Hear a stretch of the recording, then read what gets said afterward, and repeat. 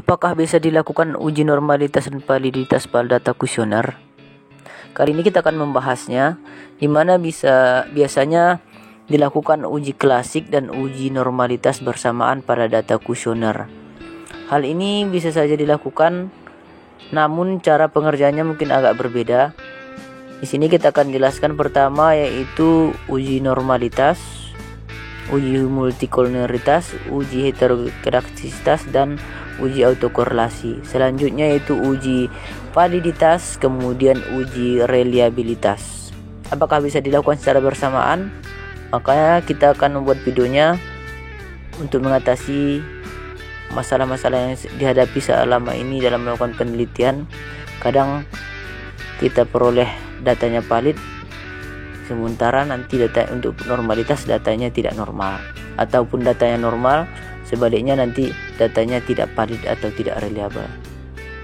Di sini kita sudah sediakan data sebanyak 68 responden.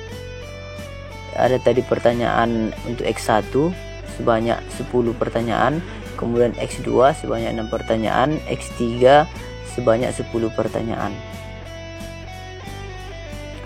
Pertama-tama kita lakukan uji klasik, yaitu pertama uji normalitas.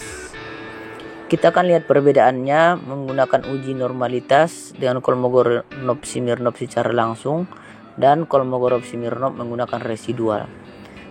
Ini kita akan melakukan uji normalitas pada Kolmogorov-Smirnov secara langsung. Kita akan pindahkan semua data tersebut ke kanan dan melakukan uji Kolmogorov-Smirnov untuk mengetahui data tersebut normal atau tidak. Oke, kita akan klik OK. Untuk data normal, nilai signifikannya harus lebih besar daripada 0,05. Dimana kita lihat pada X1 pada pertanyaan 1 itu nilainya 0,000, berarti lebih kecil daripada 0,05, tidak normal. X2 juga 0,000, berarti lebih kecil daripada 0,05. Jika menggunakan uji Kolmogorov-Smirnov secara langsung, dapat kita lihat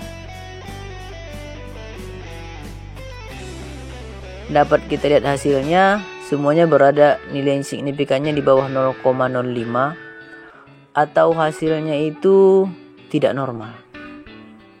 Kita lihat tadi contohnya pada pertanyaan X1, pada pertanyaan pertama, kedua, ketiga, sampai semuanya tadi, semua pertanyaan semua nilainya itu di 0,000 atau nilainya di bawah 0,05. Berarti data tersebut tidak normal, sehingga kita tidak bisa melakukan uji lanjutan, ataupun mungkin kita buat solusinya menambah data, mengurangi data, ataupun transformasi data.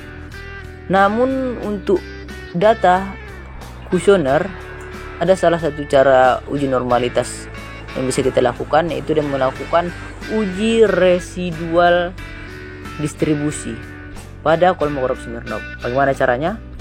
Kita akan tunjukkan. Pertama, kita ambil analyze, kemudian regresi linear, kemudian di sini kita pindahkan dependennya total Y, independennya X1, total X1, total X2, save, kemudian unstandarized, continuous, kemudian kita klik OK. Sehingga nilai residualnya akan muncul di bagian akhir, di mana res 1. Nah, ini nilai residualnya. Nah, nilai residual ini nantinya yang akan kita lakukan uji normalitas. Kita buat uji normalitasnya untuk nilai residual. Kita pindahkan data sebelah kanan ke sebelah kiri lagi. Kemudian kita pindahkan nilai residual ke sebelah kanan dan melakukan uji normalitas. Kita tunggu nilai hasil uji normalitas tersebut. Sudah muncul nilai signifikannya itu 0,384. Berbeda sekali dari uji Kolmogorov-Smirnov secara langsung, dimana dengan uji normalitas pada uji residual distribusi itu diperoleh nilai signifikannya 0,384 atau lebih besar pada 0,05, sehingga data tersebut berdistribusi normal. Ini merupakan solusinya untuk membuat uji normalitas pada data kuesioner, karena data kuesioner akan agak susah mendapatkan data yang normal. Nah, ini merupakan solusi. Satu caranya dengan menggunakan Kolmogorov-Smirnov pada data residual. Selanjutnya melakukan uji multikolorinitas, yaitu regresi linear. Kemudian kita pilih shape, menghilangkan unstandarization-nya. Kemudian kita pilih statistik, covariance matrix, kemudian collinearity diagnosis. Kemudian kita klik OK.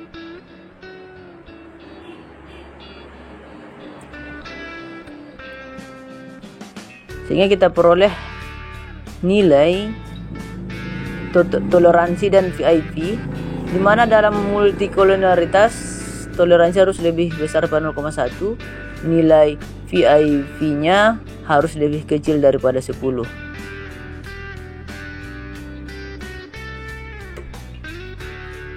Kita lihat nilai X1, nilai toleransi X1 yaitu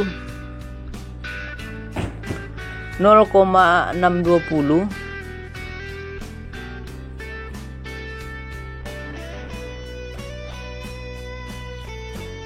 atau lebih besar daripada 0,1. Ini bisa juga kita lihat dari VIP-nya, yaitu 1,612 atau lebih kecil daripada 10.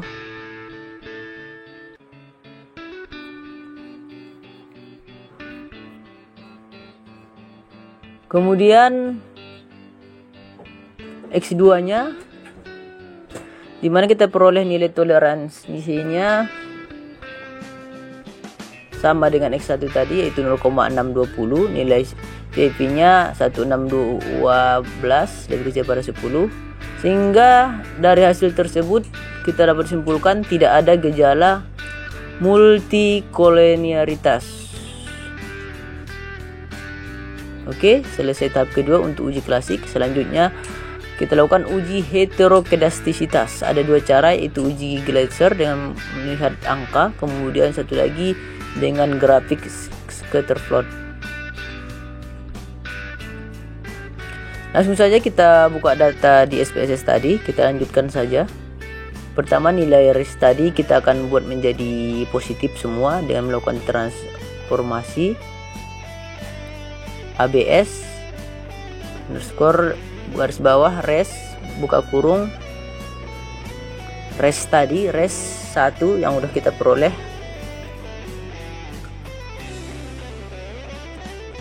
Kita pindahkan. Oke, res 1, sehingga muncul nilai res 1 yang sudah positif dinamakan dengan res 2. Selanjutnya kita lakukan analyze regresi linear, kemudian kita pindahkan dependennya yaitu res 2. Selanjutnya kita ambil statistik, kemudian collinearity diagnostic, jangan lupa dicentang. Selanjutnya continue.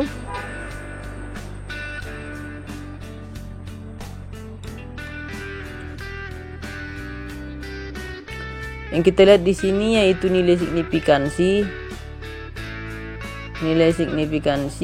koefisiennya. Kita akan lihat nilai signifikansi koefisiennya, di mana kita lihat di sini hubungan X1 terhadap residual tadi, X2 terhadap residual tadi, sehingga kita lihat nilai Gleitzernya harus lebih besar daripada 0,05. Kita lihat nilai X1, nilai signifikannya itu 0,745 atau lebih besar dari 0,05. Kemudian X2 nya 0,6 0,51 lebih besar daripada 0,05, sehingga dapat kita simpulkan nilainya lebih besar daripada 0,05 atau tidak ada gejala heterokedastisitas. Namun bisa juga kita lakukan uji untuk mengetahui heterokedastisitas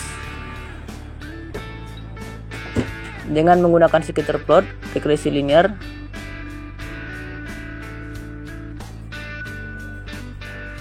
Kita pilih, kita pindahkan lagi tadi Y-nya, jangan lupa.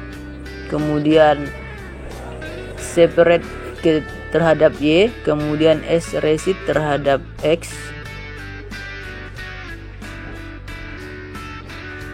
separate terhadap Y, separate terhadap X, continue. Kemudian kita klik OK. Kita klik OK sehingga kita lihat scatter plotnya.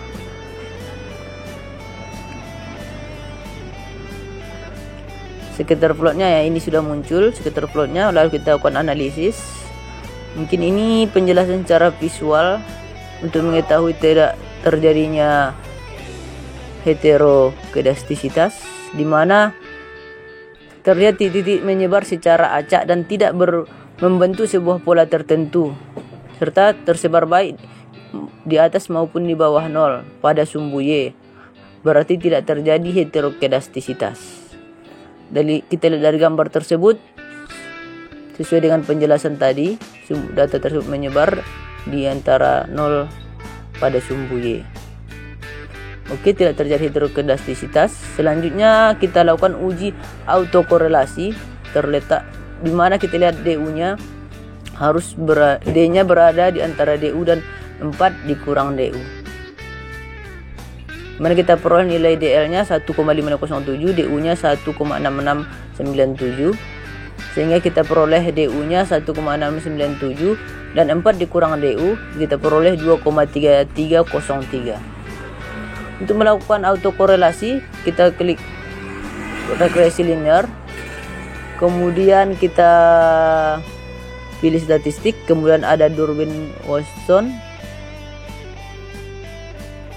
Tabel tadi kita peroleh dari tabel Durbin-Watson, sehingga kita akan bandingkan hitungan Durbin-Watson terhadap tabel Durbin-Watson, yaitu bagian D-nya. Kita lihat nilai Durbin-Watson-nya.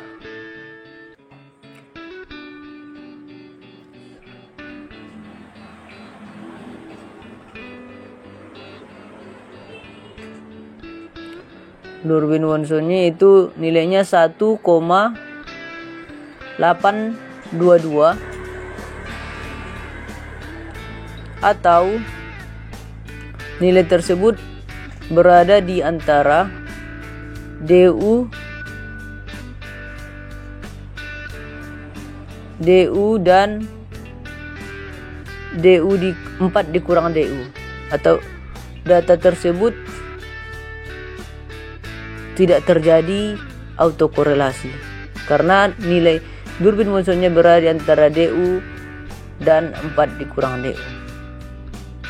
Oke, untuk uji klasik mungkin sudah memenuhi baik normalitas, multikoordinalitas, heterokedastisitas, dan autokorelasi. Selanjutnya untuk data kuesioner yang paling penting sebenarnya di sini itu uji validitas dan uji reliabilitas. Namun jika diperlukan uji klasik, maka Anda dapat menggunakan cara kita yang tadi. Selanjutnya, mudah saya ini sudah pernah kita lakukan untuk uji validitas, di mana korelasi bivariat. Ini kita pindahkan untuk X1 sampai pertanyaan 1 sampai pertanyaan 10 dengan totalnya. Kita hubungkan korelasinya.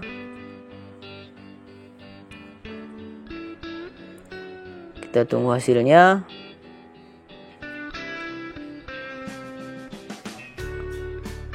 Kita peroleh nilai korelasinya itu 0,589, berada di atas nilai X tabel yang kita peroleh di sini dengan N68 dan alfa 0,05 itu 0,244. X1 nilai R hitungnya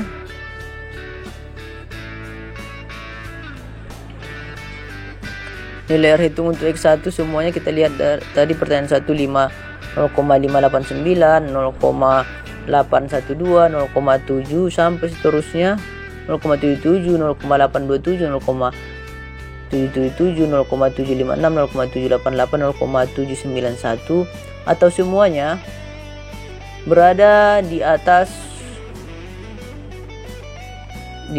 R tabelnya. R tabelnya 0,22 atau data tersebut dikategorikan valid. Kemudian untuk X2 nya kita lakukan uji validitas. Kita pindahkan pertanyaan X1, pertanyaan X2 nya, pertanyaan 1 sampai pertanyaan 6 dengan totalnya. Kemudian kita klik OK.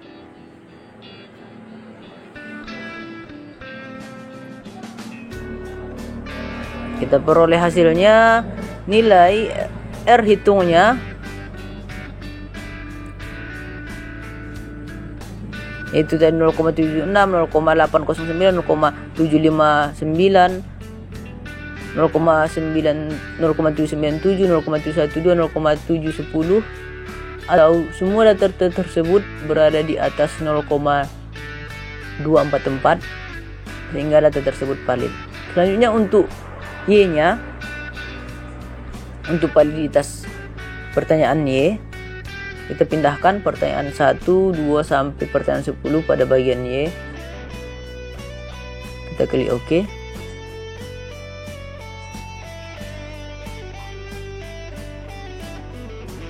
Sehingga muncul nilai R hitung pada bagian Y untuk pertanyaan 1 sampai pertanyaan 10. Di mana pertanyaan 1 0,598, 0,742, 0,670, 0,795, 0,784, 0,789, 0,721, 0,810, 0,736, 0,691 atau semuanya berada di atas 0,24 atau data tersebut valid. Selanjutnya uji reliabilitas. Uji reliabilitas ini sudah pernah juga kita lakukan pada video sebelumnya. Namun untuk kategori pekerjaan yang sama itu uji validitas, uji klasik dan uji validitas reliabilitas akan kita lakukan pada video ini. Kita peroleh nilai reliabilitas pada bagian Y X1 pada X1 yaitu nilainya R hitungnya 0,923 atau lebih besar daripada 0,6 sehingga data tersebut kesimpulannya reliable. Kemudian untuk X2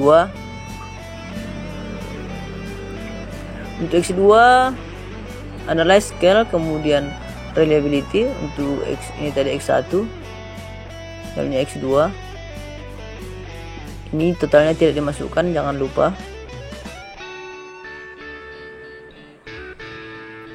Kita peroleh nilai reliabilitasnya untuk X2 itu 0,851 nilainya 0,851 lebih besar pada 0,6 sehingga kesimpulannya data tersebut reliable.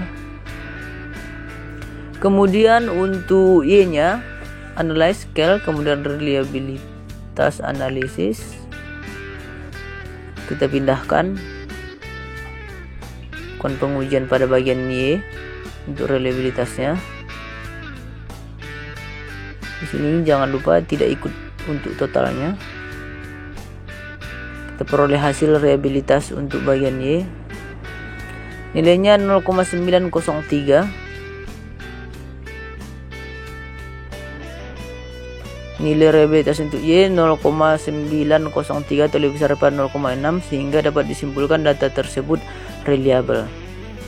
Oke, mungkin video ini sangat cukup bermanfaat untuk uji klasik pada data kuesioner dan uji validitas dan reliabilitas untuk data kuesioner, di mana uji klasik dan uji validitas dan reliabilitas dilakukan secara bersama-sama menunjukkan hasil yang cukup baik uji klasiknya maupun uji validitasnya, yaitu memenuhi syarat. Mungkin cukup sekian, jangan lupa untuk subscribe video kita.